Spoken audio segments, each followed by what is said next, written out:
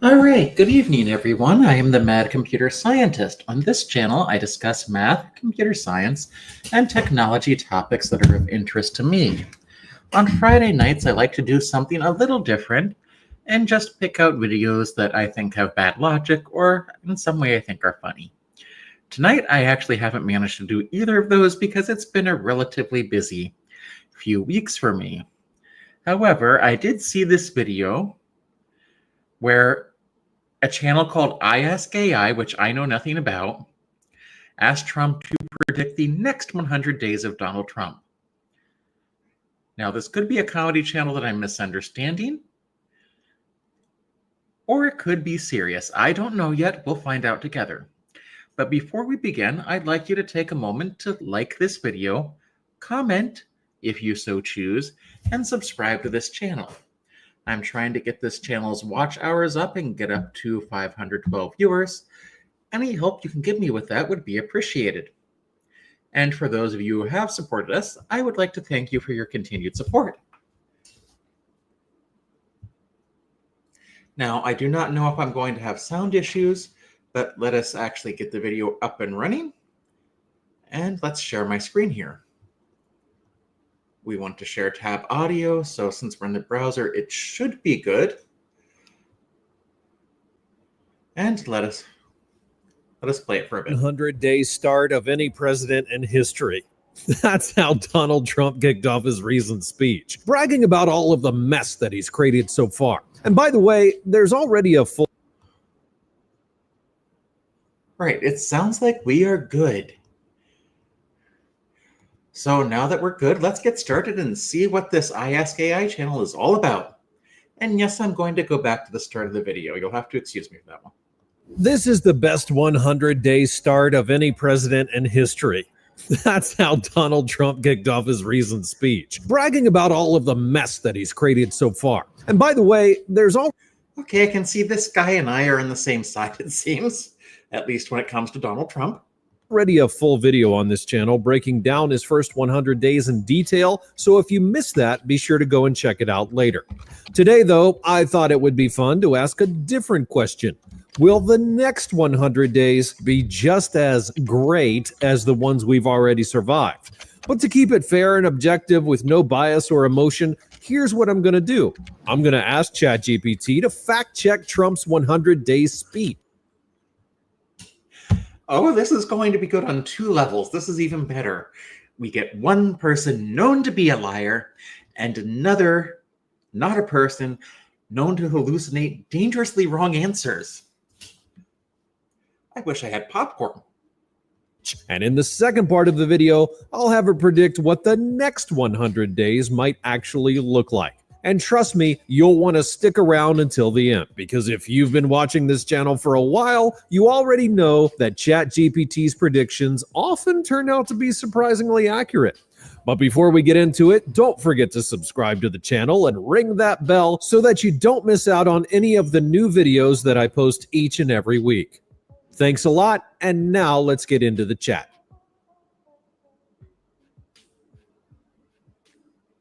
All right, so here we are.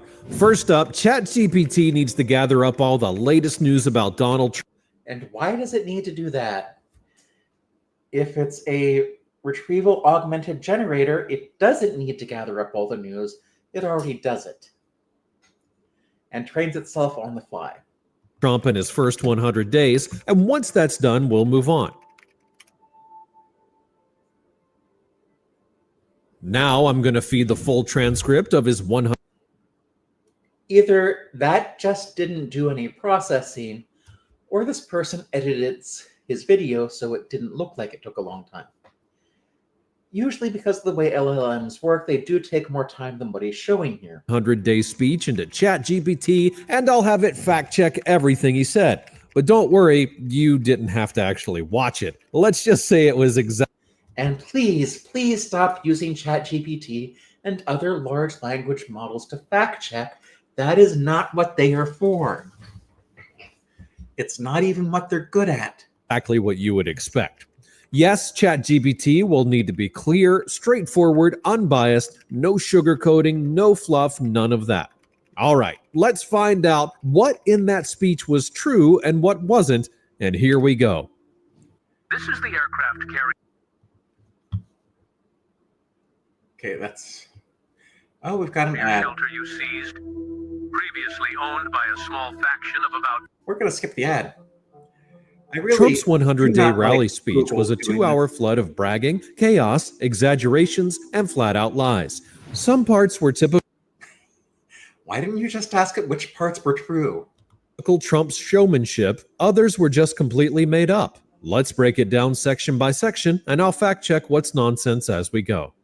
He claimed he won Michigan 3 times. That's false. He won it in 2016 and 2024. He lost it in 2020 by over 150,000 votes. Saying he won it 3 times is just not true. He said, "We have the most successful first 100 days in history." That's subjective, but it's a huge... Well, that depends on how you define successful. If you mean you had the absolute worst 100 days of any president, including your previous term, then yes, you had a resounding success at being the worst president. stretch. He signed a lot of executive orders, yes, but many are being challenged in court and others were symbolic or rehashed. Congress passed very few laws. That's not historically productive, especially compared to FDR or even Obama. He repeated that he's ending illegal immigration and claimed 99.999% fewer people are crossing the border. Only 3 people got in. That's absurd. There's zero evidence that illegal crossings are anywhere near that low. Even under the toughest crackdowns, people still cross. Even though it's true the number of illegal crossings has dropped significantly compared to the previous administration, that number is fantasy. He said inflation is over and prices are down on... Yes, I would personally love to know where he's getting this idea that inflation is down. I have to wonder if his staffers are just telling him this, because he's certainly not getting it from Fox News, which we all know he watches. on everything.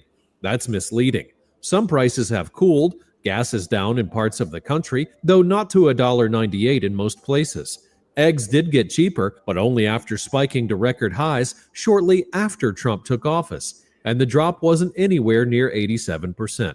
On top of that, he took credit for price declines that actually began before his term, and inflation overall hasn't ended. Core prices are still rising. He bragged about tariffs bringing auto jobs back and signed a 25% tariff on foreign cars. That will likely raise prices for consumers. It's true that some companies like Hyundai have started shifting production to the US to avoid the tariffs, but overall, the economic impact is still uncertain. It's not a clear win yet, it's a gamble. And if you know something about history, you know that one of the factors that led to the Great Depression was not something known as the Smoot-Hawley Tariff Act. It was a bad idea. The main problem here is that protectionist tariffs can work, but you actually have to have the industry in this country to protect. And Trump is trying to do this in reverse, it seems, if he's thinking about it at all. Said Democrats want to give amnesty to 30 or 40 million illegals. That number is made up. Most credible estimates put the number of undocumented immigrants in the U.S. between 11 and 14 million. Even the highest estimates don't go beyond 18 million. Saying 40 million is a wild exaggeration and pure fear-mongering. He claimed violent crime exploded under Biden and is now dropping fast. In reality, crime spiked in 2020 under Trump during COVID and has been trending down since 2022. Trump inflates Biden-era crime and takes credit for existing I have no idea whether ChatGPT is saying that is true or not. I suspect it is not true because I don't think violent crime went up during COVID. declines. He said Democrats want to ban gas stoves and force people to drive electric cars. There were This is even funnier since he has since done a commercial for Tesla from the Oval Office. But the funny thing is, even though the conservatives seem to be on Elon's side now, or at least the worst of them, they're still not buying Teslas. proposals focused on energy efficiency, but no law ever banned gas stoves. That claim came mostly from right-wing media, not actual policy. As for EVs, there were phased-in targets and incentives, not mandates. Trump reversed those plans, but saying people were forced into electric cars is misleading. He reinstated military people discharged over vaccines. That part is likely true. That was expected. He claims to have the Note that in all of this is the first time we get to ChatGPT saying something was true. Everything else that ChatGPT has gone through has said it's a lie. Now, whether or not it is a lie or not is something that would require additional fact checking and not being done by ChatGPT. best recruiting numbers in 30 years. That's false. While military recruitment has improved recently, especially in the Army, no data shows record highs going back 3 decades. In fact, most branches are still struggling to meet long-term goals, and the overall recruitment environment remains tough. He claimed he pardoned hundreds of political prisoners from January 6. That's partly true. He issued pardons and commutations to over 15. I am sorry, but that is actually false because they were not political prisoners. They committed an insurrection. 100 individuals involved in the Capitol riot, but calling all of them political prisoners is dishonest. Many were violent rioters, convicted criminals, and leaders of extremist groups like the Proud Boys and Oath Keepers. Some had prior convictions for serious crimes unrelated to January 6. Labeling them all as political prisoners is a false narrative. He claimed he ended all censorship and restored free speech. And this from someone who is trying to take away the broadcasting license for 60 Minutes because apparently he's never read the First Amendment, which, let me be clear, guarantees freedom of the press, freedom of religion, freedom of speech, the right to petition your government for redress of grievances, and of course,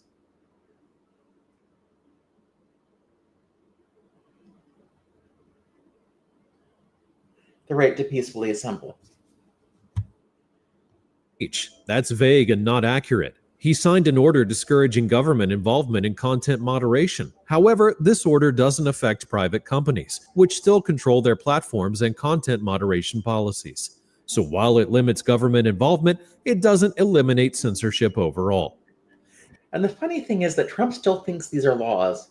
Executive orders do not have to be followed outside of the executive branch.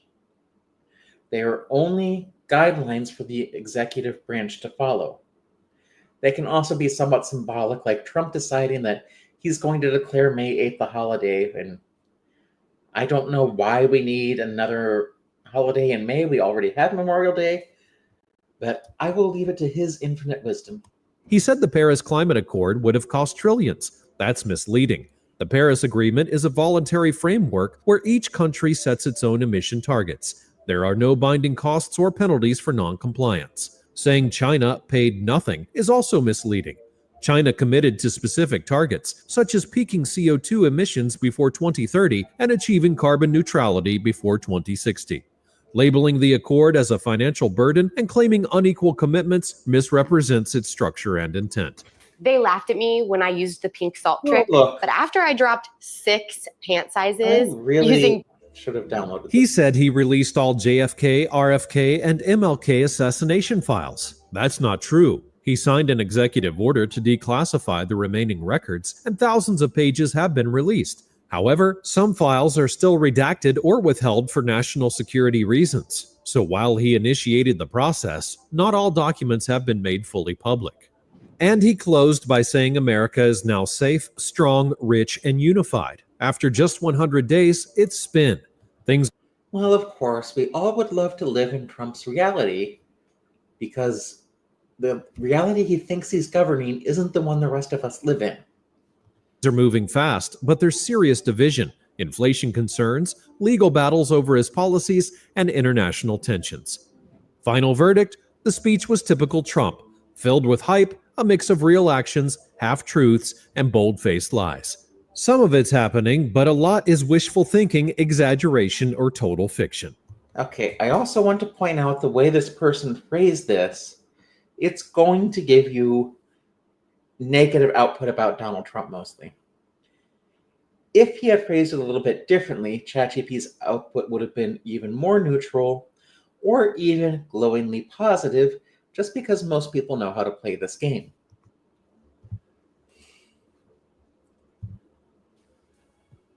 Well, yeah, same old story, don't you think? I mean, he just repeats the same claims over and over and over again. At this point, I think I could probably pass an exam on the topic of his lies. But all right, now I'm not so sure you can do that because they do change quite a bit. that we've refreshed our memory with that 100-day speech, let's ask ChatGPT to predict what might happen over the next 100 days. But before we get into that, here's a quick reminder. If you're enjoying the channel, go ahead and hit that like button and All right, we're going to skip past his shilling, and I'm going to remind you to go ahead and hit my like button and subscribe. every week. Thanks so much, and now let's find out the prediction.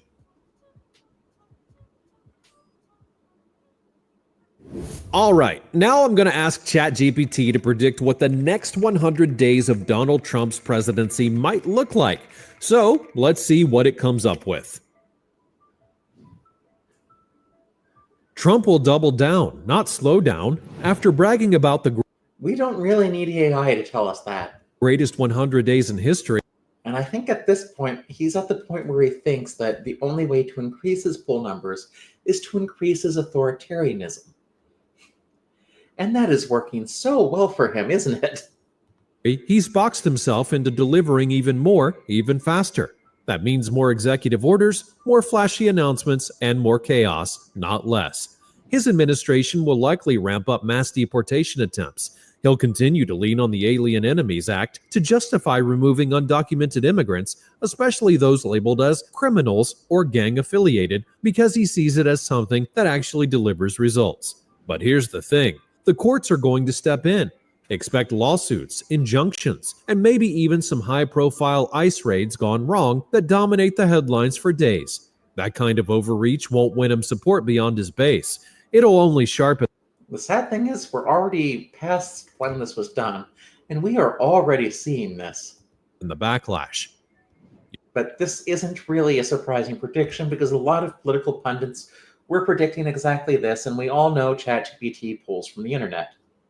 You'll also see the big, beautiful bill pushed in Congress, that massive tax cut package he keeps promising. No tax on tips, Social Security, overtime. Sounds great until people realize it's got a giant hole in it. Economists and even some Republicans will warn that it could blow up the deficit. Still, Trump will keep pressing for it, framing it as a test of loyalty. If you don't pass this, you're not with. Yeah, the problem is, Trump, no one takes the oath of loyalty to you. You are not king. The loyalty oath is to the Constitution of the United States of America. You know the thing you promised to uphold and defend when you took the oath of office? None of us forgot that, Donnie. With the American people. Expect even more fights with federal agencies. Trump has already started gutting DEI programs and replacing civil servants with loyalists, and that pace is likely to pick up. The Department of Education is still on the chopping block, and within the next 100 days, they'll likely push harder to dismantle or defund it entirely. But that kind of restructuring creates friction, not just with Democrats, but with long-serving career officials. That tension will likely lead to more resignations, whistleblowers, and internal leaks, all of which Trump will spin as proof of a deep state working against him. And he'll use that narrative to tighten control and energize his base. Foreign policy will follow the same pattern, loud, reactive, and built for headlines. Trump isn't thinking in terms of alliances or long-term strategy. It's all about leverage. Tariffs will stay at the center, with possible new penalties aimed at allies like Germany or Canada, if they're seen as unfair. Ukraine will remain stuck. Maybe a shaky ceasefire, but no real peace. If Russia escalates, Trump's likely response will be secondary sanctions or at most military aid. With China, tensions will rise further as Trump blames them for trade, tech theft, or backing Russia, and tariffs will spike again. That'll win applause from his base, but bring higher prices and market turbulence. Iran might provoke, but Trump will mostly stick to tough talk unless there's a crisis. NATO will feel more pressure too, with threats to pull back U.S. support if allies don't pay up. Empty threats? Maybe, but enough to rattle Europe. On top of that, he'll continue to mock Biden, the courts, the media, sometimes even his own party, and always with bigger, wilder claims. He'll take credit for falling inflation, lower gas prices, and job creation, even though most of that started before his second term. The more outrageous the claim, the more it dominates coverage. Meanwhile, Trump's approval ratings will keep dropping. With more wild claims and unstable policymaking, some of his more moderate supporters are going to start tuning him out. They're not necessarily flipping, just getting tired. And when you combine that fatigue with policy backlash and economic jitters, you start to see real erosion. Not a free fall, but a slow, steady decline. From the high 40s, maybe into the low 40s, possibly even the high 30s if things go sideways economically.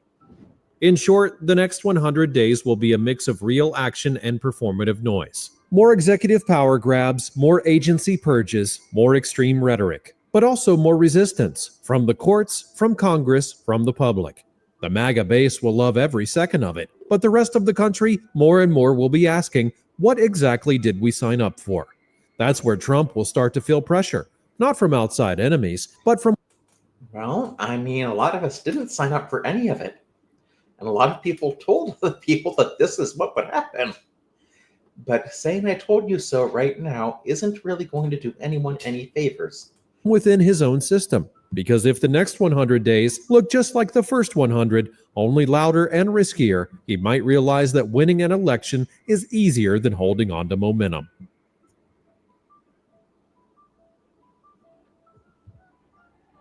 And that's pretty much it. All right. That is the end of that video, or at least what I'm going to cover. I'm going to point out I have no idea what's going to happen in the next few days. A lot of these are probably the combined analyses of actual human political pundits all saying the same thing, because that's what a lot of it sounds like. I've heard plenty of people say similar things,